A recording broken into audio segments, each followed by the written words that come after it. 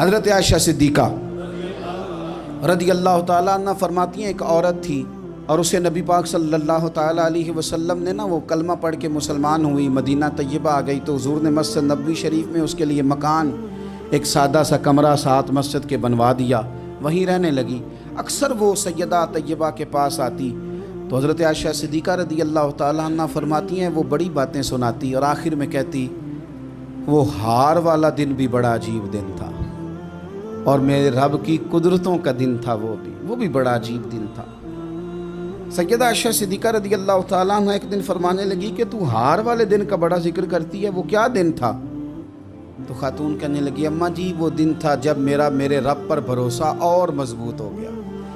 جس دن میرا اپنے رب پر توکل اور بڑھا، میرے ایمان میں یقین میں اور پختگی آئی۔ کہنے لگی میں ایک گھر کی کنیز تھی، نوکرانی تھی، اس گھر میں ایک بچی تھی جس کے پاس سونے چاندی ہیرے جواہرات کا ہار تھا۔ اس زمانے میں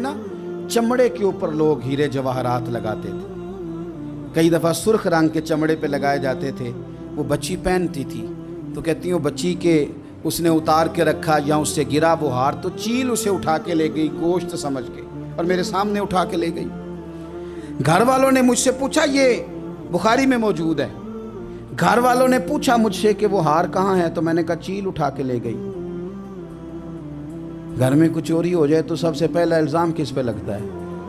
ملازمین پہ۔ کہتے انہوں نے مجھے بڑا مارا، بڑی تکلیف تھی، حتیٰ کہ میری شرمگاہ تک کی تلاشی، میری عزت اتنی خراب کی میں بتا نہیں سکتی۔ میں نے اپنی زندگی میں ایک واقعہ دیکھا، ایک امیر گھر میں چوری ہو گئی، ملازم کو اتنا مارا کہ وہ چارپائی پہ پڑ گیا، پولیس والوں سے اتنی مار پروائی گئی کہ وہ بیچارہ چارپائی پہ پڑ گیا اور پھر وہ اتنا بیمار ہوا اور کچھ دنوں کے بعد پتہ چل گیا کہ چور تو اپنا بیٹا ہے ان کا، پھر اس کا انتقال ہو گیا۔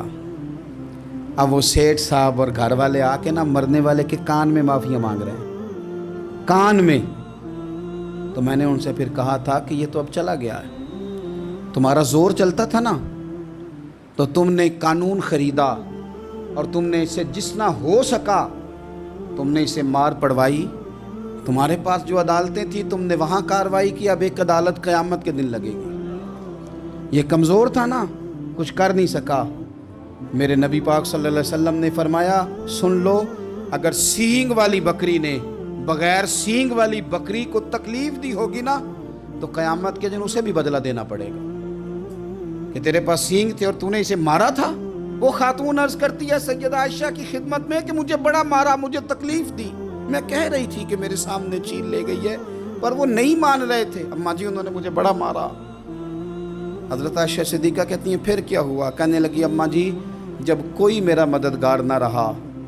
مجھے تکلیف دے رہے تھے، رسوا کر رہے تھے تو میں نے اپنے رب سے مدد چاہی، میرے رب کی طرف میں نے توجہ کی، میں نے کہا مالک اب تو ہی میرا مددگار ہے۔ کہتی ہے وہ مجھے مار رہے تھے تو وہ چیل جو ہار لے گئی تھی وہی لے کے واپس آ گئی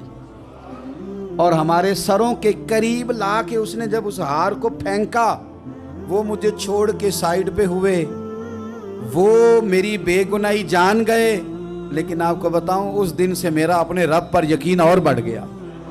مجھے سمجھ آ گئی کہ جب انسان پورا ٹوٹ جاتا ہے اور جب کوئی چاروں جانب اس کا مددگار نہیں ہوتا تو رب تو ہوتا ہے اللہ تو اس کا مددگار ہوتا ہے وہ تو پھر اپنے اس بندے کی مدد کرتا ہے پھر وہ تو توانائی دیتا ہے وہ تنہا